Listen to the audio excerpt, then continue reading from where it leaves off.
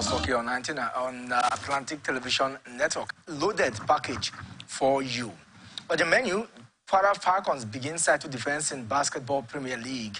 Kamaru Usman drops in latest MMA rankings, and in football, CAF unveils official match ball for the Africa Cup of Nations. Details of these and many more will be yours when we come back from this short time. Please don't go anywhere. Still on the network.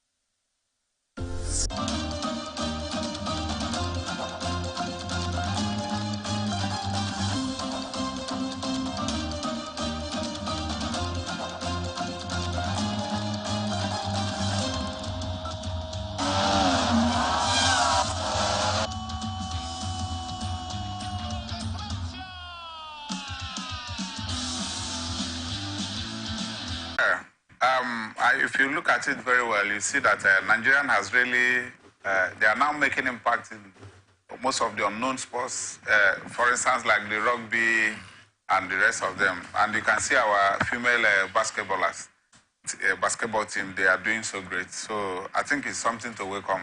Do I say the new sports minister is working hard? Well, yeah, I think I'm also emerge champion. Let's move on now to some interesting news. We hear that a lot of activities marking, the football scene will soon kickstart. And for me, it's even cheering to really know how far. Let's look at, the pre-national youth sport games. You knew that recently we saw some young lads display their talents in Asaba. We had some of our sports writers also went there, and also, we were part of the program. Mr. has said that part of what they need to do is to collaborate with the stakeholders in the ministry, collaborate with the private sector, so we can push sports in Nigeria. Yes, you talked about the likes of South Africa and what they have done. What are the structures you think that South Africans have, have done over the years that is missing in terms of sports generally is development in Nigeria? Yeah, we lack continuity, in Nigeria and most countries in Africa. So I think continuity is our problem. And, we don't have that great concern over certain sports after this period of time. So that's the problem in youth games in Asaba. So it's something we really have to put that interest and work on it and see what we can come up with, so that Nigeria will be reckoned with other African countries. Even in the world, as a minister, will be able to put all his attention on this young youth. Of course, we encourage the minister to look at talk about sports. We'll look at the institutions. And like we talk about what is happening in basketball, we talk about what is happening in rugby. If you have a structure that allows institutions to run, that's the human resource, the body that manages the federations, that's one aspect. And if you look at the Western world, how they've been able to manage it is, to the extent of what we've achieved, can you say that we have really aligned ourselves to the policy? For example, policy of adopt an athlete in athletics has worked for Sunday Dari. Can same, because you mentioned about continuity, can same be sustained? the policy of building talents. What are the policies that you think that if they work with the sports ministry, that can help, the development? Because every day we talk about development of sports, and sometimes it looks like nothing is happening. So what can be done? What are the institutional policies that can be initiated, adopted, and implemented to enhance or drive the machinery of development in sports? Well, talking about this, I would say that we have to center on academy. Okay. We don't have these academies that brings up these young youth, these talented youth. We don't have the academy. And even when we do, we don't take them serious. So, that collaboration between the academy and the ministry, there's a huge lot of gap in it. So we need to, like I said earlier, we need to concentrate on things like this and build them up. I want to give you an instance. I have young brothers. I mean, they joined Man City at the age of 6, 7 years. And today, where are they? They play for Man City. I'm talking about Lucas Mecha and Felix Callum Mecha. Felix Callum Mecha plays for Borussia Dortmund now. And Lucas plays for Wolfsburg of Germany. So what I'm saying in essence is that these young guys, they joined Man City at the age of 6, 7 years. And they grew up with Man City. And today, look at where they are. So we don't have same applicable here in Nigeria. It's very difficult because, so many things are not on ground. We don't have the sports facilities. We don't have the stadiums. So many things are lacking. And remember, I always tell you that when governments are in charge of in sponsorship of these academies and even our leagues, our sports generation, so it's very difficult because this thing works when it's one-man business. That's more like privatization. Exactly. Just like Remo Stars is owned by individual. Okay. So when you have such, anybody who puts his money will want to get back the profit of his money, So, but when it's government, what they do is empowerment. So I think this is a part of the problem that we have here in Nigeria. The academies are not well instituted, that if you ask me. When we have, our good institutional structure, devoid of government interference, well-funded, and also privatized, or have a, solid cooperative partnership with the private sector, we can begin to drive, sports development in Nigeria. And we cannot rule out the fact that the institutional machinery, some mechanism, will help, build a lasting and lasting surface that we desire in sports.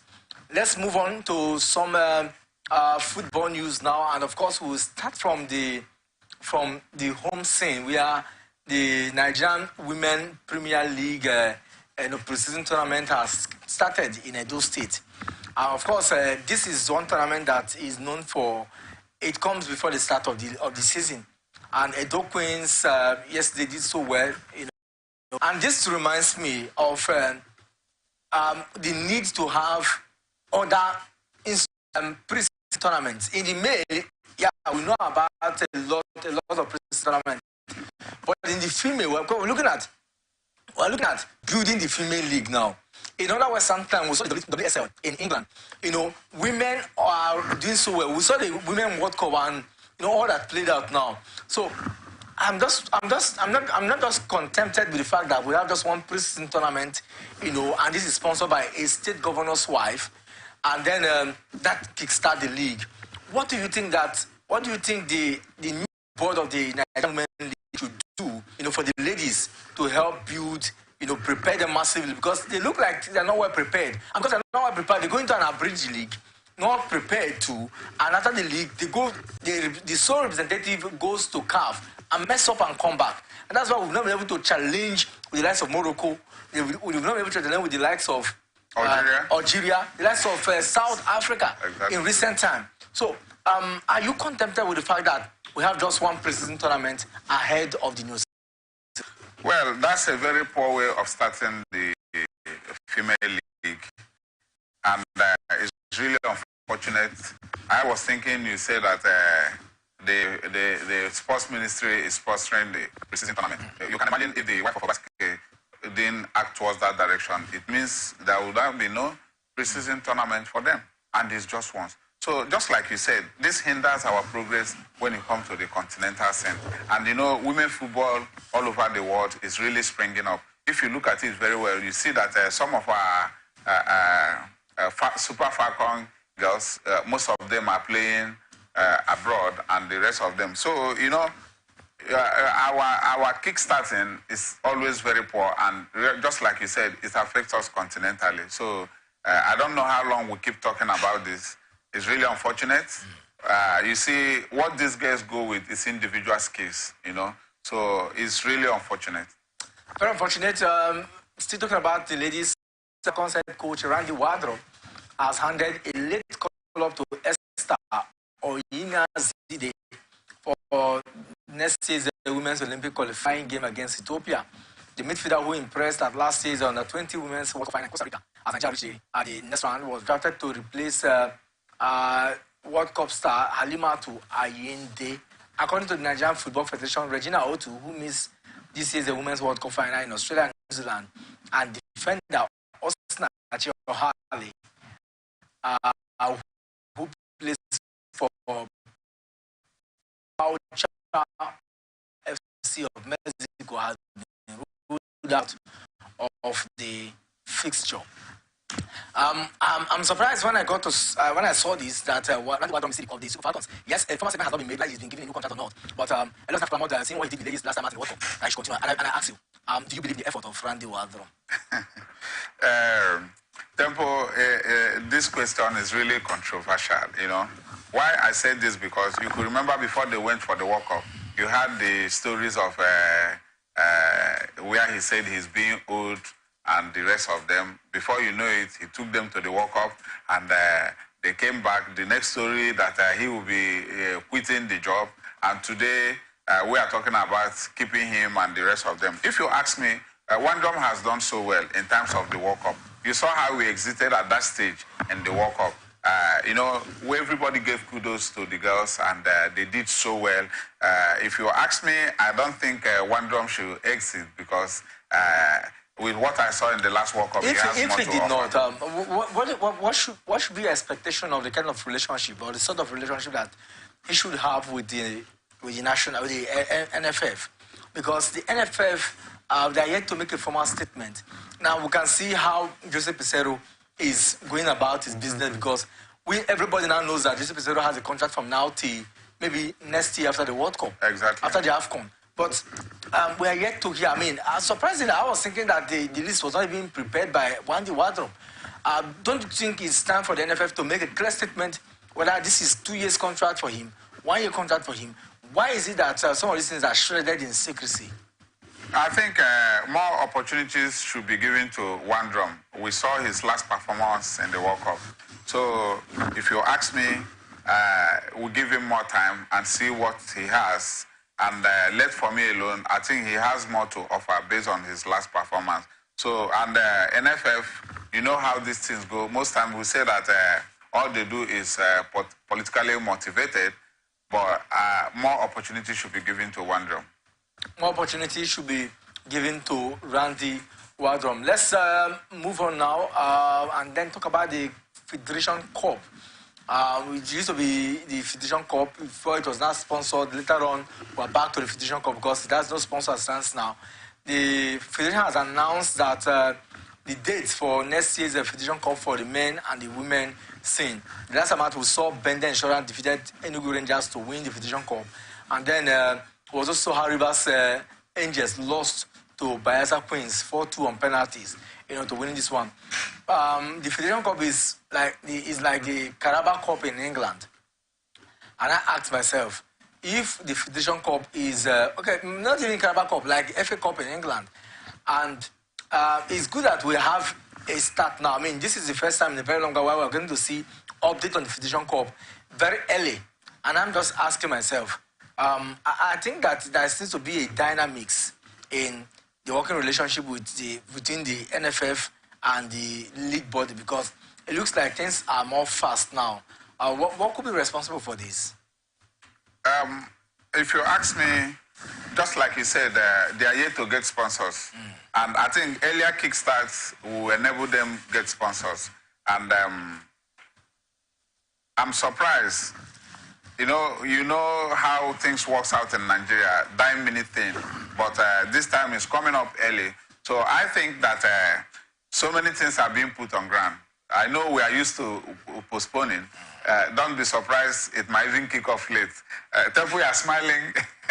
So you know how the NPF, because they've started early, they are going to kick off as early as possible. So I think some strategies are being put on ground, talking about sponsors. Without sponsors, it's not going to be. They said any soup that money is not being spent is not going to be testing okay, So I think things are being put in place so that they could have sponsors. You know how much that was involved in the last edition, So if they don't have sponsors, I don't know how they're going to cope on with, because NFF is not ready to do that. So things are being put in place, if you ask me. Of course, things are put in place. And before we talk about the Nigerian Premier Football League, there's an NPFL. We're going on a quick break now. When we come back, we'll look at the NPFL. We'll talk about the CAF African League, guys, the CAF Football League. And then we'll also look at the African population preparation ahead of that particular one. This is Atlantic Television Network. We'll be back in a jiffy.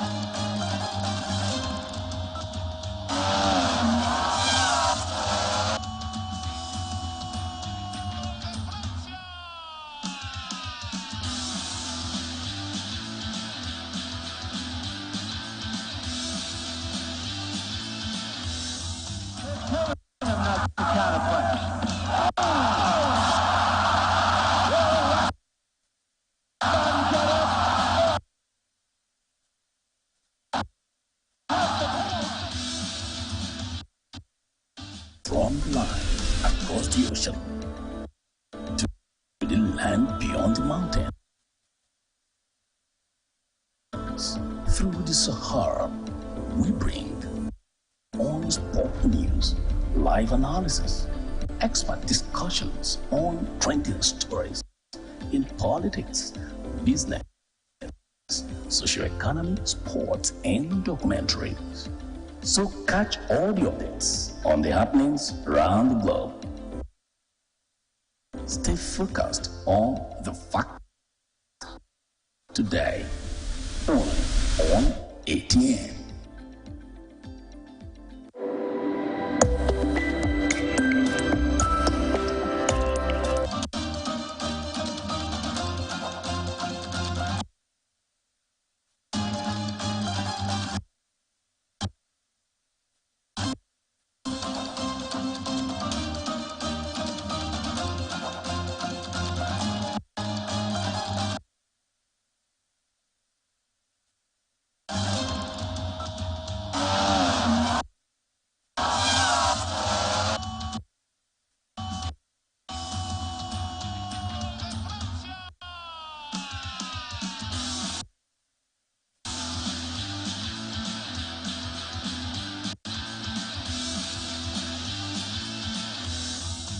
Telling him not to counterpunch.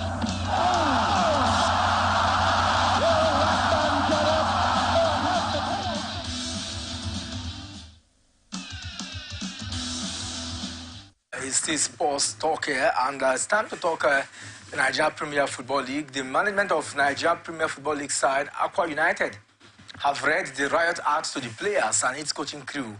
The Promise Keepers have garnered a paltry 2 points so far this season from a possible 12.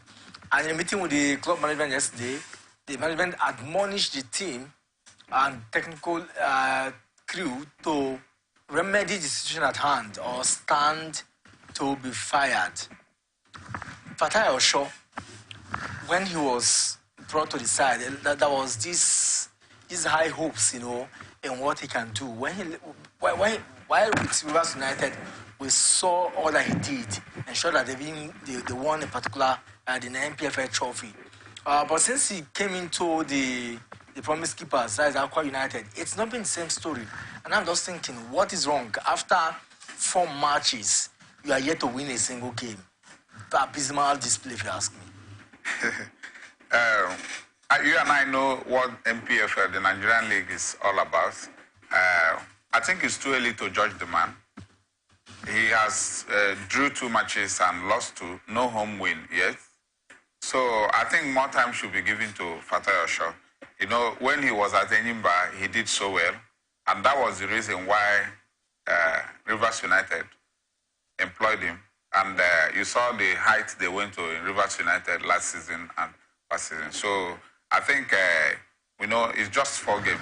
With more time, things could change. Do you really think that Fatai Osho is... every coach will always face that pressure once you're not on the winning side. Do you think that he's ripe enough to be the main coach? Now, he was able to achieve that height with Rivers United because he was the head coach, while Stanley Eguma is the technical advisor.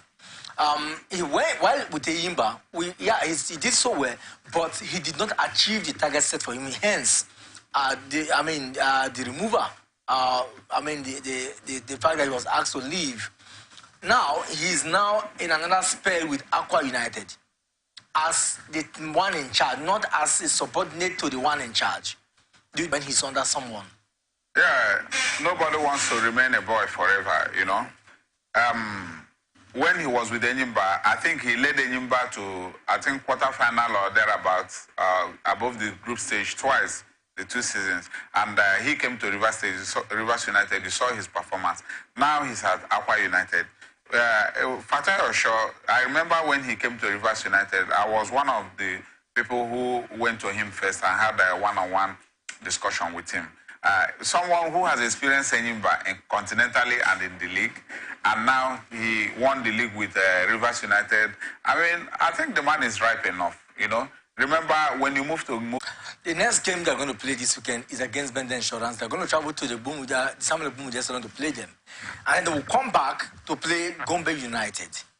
And I'm just thinking, what of these 2 games, because I've been given ultimatum now, it looks like if he does not win the next 3 games, he might be sacked. Bendel Insurance in Obomidia Stadium is a hard nut to crack because Bendel Insurance, you know who they are. And if you ask me, Gombe might be a lighter match for him to win. But giving him that ultimatum is too early. He has drew 2 matches and lost 2. So more time should be given to Fatai Osho. But against Bendel Insurance, I wonder if he could escape it. Certainly against Bende Insurance, as it stands now, Aqua United are 28 on the log. And this is not... That's the last club in the MPFL league. And this is not where a lot of us want to see them.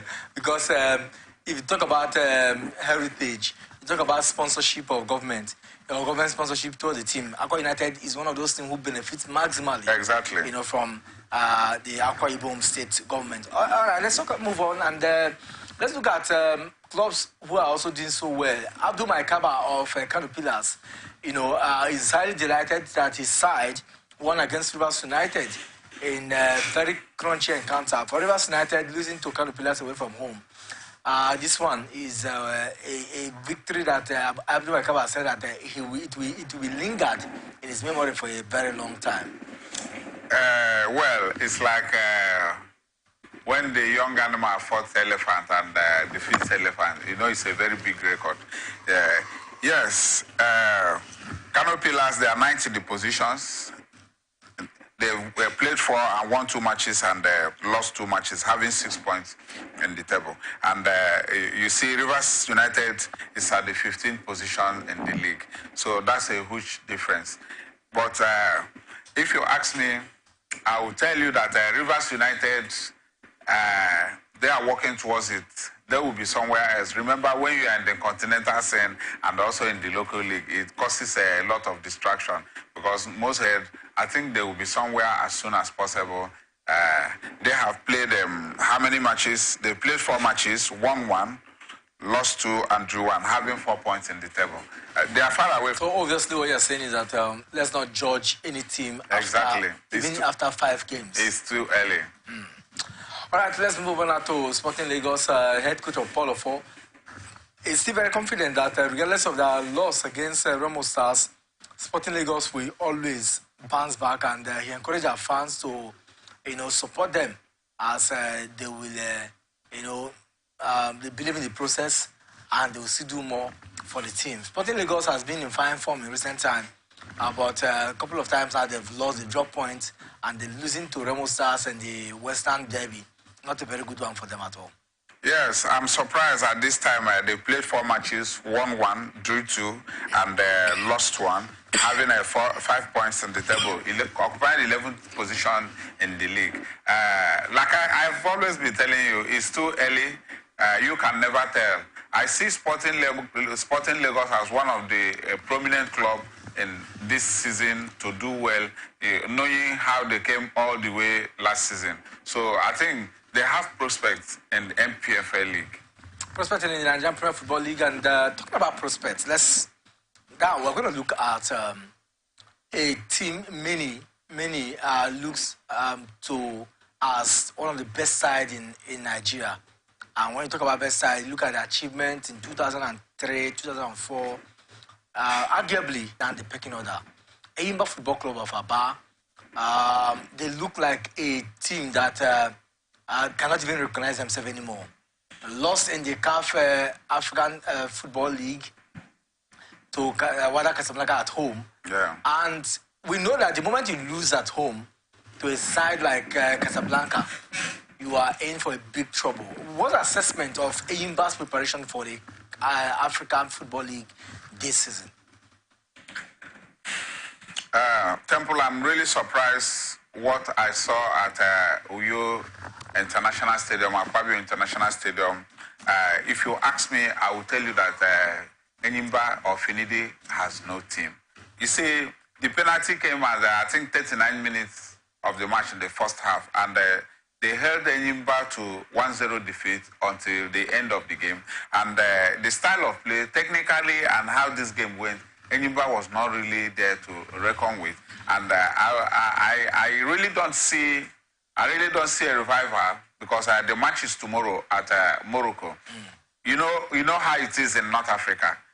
Temple, I'm not the man who saw tomorrow, but I will tell you how tomorrow will be like in Morocco. It's unfortunate I'm not going to be there, but I want to let you know that that stadium is going to be full with white and red. You will see depicting the color exactly of Wada. The intimidation and the crowd, name it. You know how it is. It's not kind of their first match. You remember when they played Al Ahly in the final? What happened in the stadium? Every seat was filled. You know, that intimidation. I mean, so many things happens in Morocco. But does it matter? I mean, this is a do or die affair. It's like going to the field of play, commit suicide, and come back alive. That's what they're going, because if you look at the chunk of money, $4 million US dollars is at stake here. And if you look at the caliber of team, if you exit or if you eradicate Wydad, you play TP Mazembe, which will give you more boost. So at this stage, quarterfinal, get to semi-final, Eyimba Football Club, should they not be encouraged that if other teams can come here and pick points, pick maximum points, what stops us from going there? It's just 1-0, and Finidi just noted that. Thank God, it's just 1-0. Regardless of what happens, in the stands, that concentration should not be solely in the football pitch where they will file 11-11. Devil from history. You see, the North Africans, they come here and fight for draw or win you. if you score them 3 goals here in Nigeria, they will score you 4 goals or score you 5 goals. I don't know how it's been done, but if you check the history, Tempo, you and I know what I'm talking about. If you check the history of North Africans and the Nigerians in terms of football, if you tell me Enyimba is going to survive in Morocco, seriously, I doubt it, because these guys, if you ask me, they tell you they know the politics in the game, they know how to go about it. Now, for instance, you can see that the Moroccans, when they came here, they were out to win. You know, I don't know how you're going to lose at home with the home crowd and you expect to go there and win with the... But you're sounding like it's impossible to achieve. There's nothing that is impossible in football. Exactly. I always say that football is unpredictable. Tempo, some matches are predictable. That's why people play bets. But what I'm telling you is that I wish Enyimba good luck. That's my former club. I wish them good luck. But the possibility is difficult. Now, and the problem we have in MPFL League, you see, we don't retain good players. I want to give you an instance. Just like last season, Akuneto, who was the highest goal scorer in Nigerian League, what happened? After the first season, he left to somewhere else. You know, we don't keep these players to let them give all their best in the first, second, third season before they leave to outside the country. You know, so this hinders our progress. Yeah? At the end of the season, the good players, 4 or 5 of them will leave. Just like Rivers United, where Maurice Chukwu has also left the club. You know, so many of them, they've left. So you see, the club start building and building up again. Same thing with Enyimba, when Anayi Iwala, the rest of them, where they all left. And, Austin Ladepo, the captain as our last season. And recently, Noble has also left to one of the clubs in Tanzania. So this is the problem that hinders MPFL League. So it's always very difficult for us to contend and play with these North Africans, because our good players, sometimes they come back to take them away. So it's very difficult meeting up the standard in the continentals, and these are part of the problem that hinders our league. So Enyimba surviving it tomorrow by the grace of God, but I wish them good luck. Remember, in this African Super League, so much money is involved. With all I gathered that Enyimba was given $1 million. Converted to the current rate of dollar, you know what it means, just to participate. Now, talking about when you win this league, I heard you saying $4 million, right? So, you know, these are whooping amount that can survive the club for some seasons. So it means that we need to take things serious when it comes to continental scene. We need to do a whole lot. We need to be seriously minded when it comes to playing the continent, because playing the continent, has a different dynamics, and we need to be massively prepared to I also want to let you understand one thing. You see, Enyimba was not supposed to be in this African Super League. What happens? A club in Burkina Faso, because of the war and certain restriction in their country and the area where this match will be played, you know, they now looked at, CAF looked at and now saw that the best club to match up is Enyimba Football Club.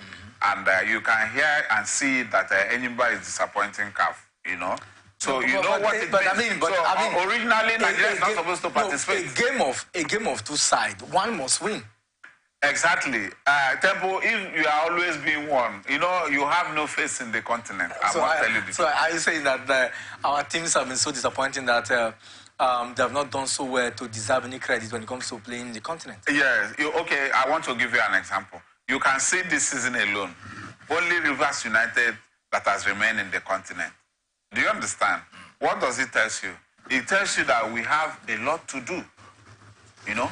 So, talking about this, and look at it, Enyimba is also close to exiting the African Super League. That's for the first time African Super League is being held in Africa, and Enyimba Football Club is the first club, is among the first clubs to participate in the tournament. So I think this should have given them age. How do you make history?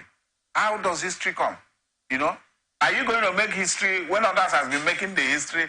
Always be the first among equals. So these are things Enyimba should have had on ground and be well prepared to face this North African. You know, before you know it, everything goes back to North Africa. You can see in the Champions League, the Moroccans and the Al-Ahly and the rest of them, they've always been dominating in the African scene. So it's a very big, huge hindrance to our clubs in the continent. But if you look at it very, very well, I mean, the kind of structure that they have is also telling good of what the achievements. If you look at North Africa, they have really improved. They look like teams that are not even in Africa. So more like if you sow, you reap what you have sown, and that's what they're reaping. Exactly. You see, they pay more than part of the African sides. They have structure.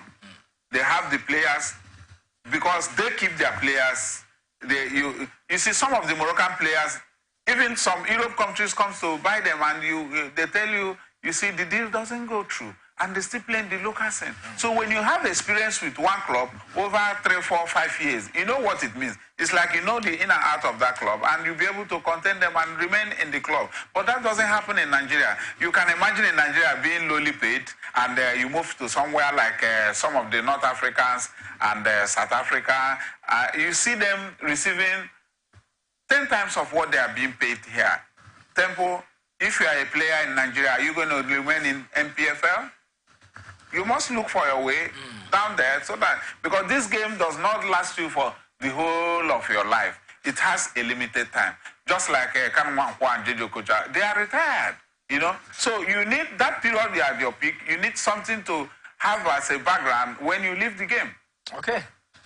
All right, and that takes us now to the continent of Europe. But before then, the Drogba has come out to say that Nigeria looks a better team to qualify from their group when the African Cup of Nations comes on the way.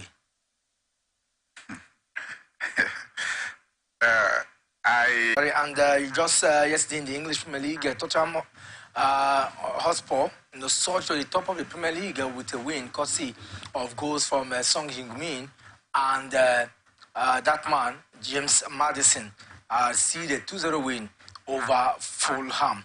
Let's now move as we wrap up conversation. The UEFA Champions League makes a return tonight, and we're going to have games across various centers. Galatasaray will take on Bayern Munich. We'll have Inter Milan versus RB Salzburg. Union Berlin versus Napoli.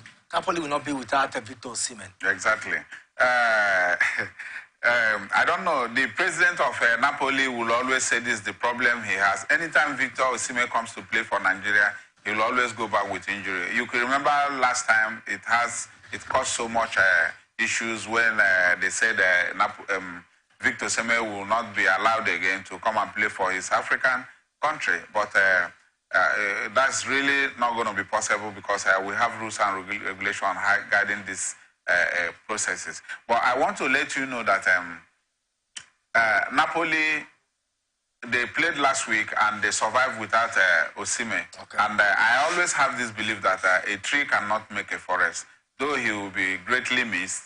You know what happened in their last Champions League where they exited because he was not in their away game when they were defeated and the rest of it. So we pray they reckon well and he bounced back to his feet.